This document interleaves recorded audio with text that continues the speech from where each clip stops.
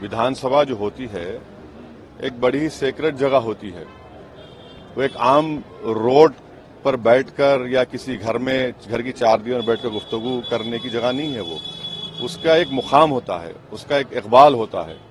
और वो एक प्रदेश के मुख्यमंत्री हैं, वजीर आला हैं, और वहां पर वो इस तरीके से, जिस तरीके से उन्होंने कहा है, बिल्कुल ही एक वल्गर किस्म की लैंग्वेज थी।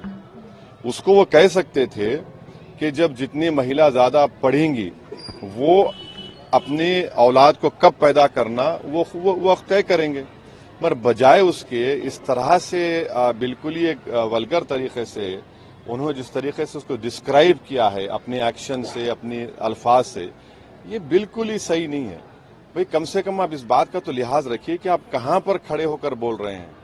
वो बिहार की विधानसभा है, वो कोई सिनेमा थिएटर नहीं है कि लोग वहां पर कोई पिक्चर देखने आ रहे हैं जिसमें सर्टिफिकेट अडल्ट दिया गया है। ये कोई रोड पर आप नहीं बैठे थे।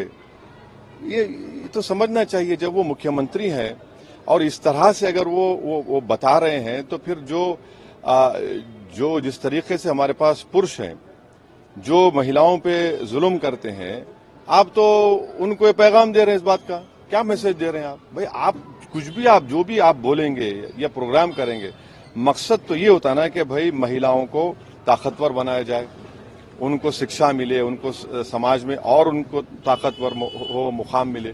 मगर बहुत ही गलत तरीके से उन्होंने उस चीज को बयान किया है।